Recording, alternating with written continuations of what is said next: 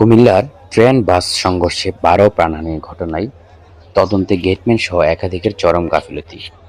জেলার পদুয়ার বাজারে ভয়াবহ ট্রেন বাস সংঘর্ষে ১২ জনের প্রাণহানির ঘটনায় প্রকাশিত তদন্ত প্রতিবেদনে উঠে এসেছে দায়িত্বহীনতা, অব্যবস্থাপনা ও সমন্বয়হীনতার এক মর্মান্তিক চিত্র। কুমিল্লা জেলা প্রশাসনের গঠিত তদন্ত কমিটি বলছে, এই দুর্ঘটনা শুধু একটি মুহূর্তের ভুল নয়, বরং একাধিক ব্যক্তি ও প্রতিষ্ঠানের ধারাবাহিক গাফিলতির ফল। তদন্ত কমিটির প্রধান কুমিল্লার অতিরিক্ত জেলা প্রশাসক ম্যাজিস্ট্রেট এডিএম মোহাম্মদ জাফর সাদিক চৌধুরী জানিয়েছেন, পদুয়ার বাজার লেভেল ক্রসিংয়ের ৪ গেটম্যান, বিজয়পুর লেভেল ক্রসিংয়ের ২ গেটম্যান, লালমাই রেল স্টেশনের স্টেশন মাস্টার, ২ জন লোকো মাস্টার, সড়ক বিভাগের সংশ্লিষ্ট নির্মাণ কাজ এবং বাস চালকের দায়িত্ব অবহেলা স্পষ্টভাবে পাওয়া গেছে। তো এখানে আমরা যেটা দেখতে পেয়েছি যে অনেকগুলা বিষয়ে আমরা দেখেছি অনেকেরই আসলে এখানে দায়িত্ব অবহেলা প্রতীয়মান হয়েছে।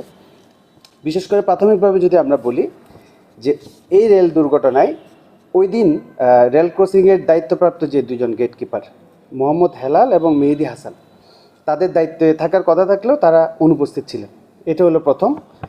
এর বাইরে আমরা যেটা জানতে পেরেছি এবং প্রতীয়মান হয়েছে সেটা হচ্ছে তারা দায়িত্ব অবহেলা করে তারা না থেকে তারা আরও ২ জনকে ১,০০০ টাকার বিনিময়ে ওখানে তাদের দায়িত্ব পালন করার জন্য রেখে যায়, যেটা তাদের ঊর্ধ্বতন কর্তৃপক্ষ জানে না। রেল গেটের ঘরের ভিতরে ডিউটি করে একজন, ২ জন, নাইটে একজন, দিনেও একজন, অথচ এটার ভিতরে ১০-১২ জন লোক থাকে। তারা কি বাবা খায় না গাঁজা খায়, ডিউটি করে না করে, এগুলো তদারকি করার প্রয়োজন আছে না?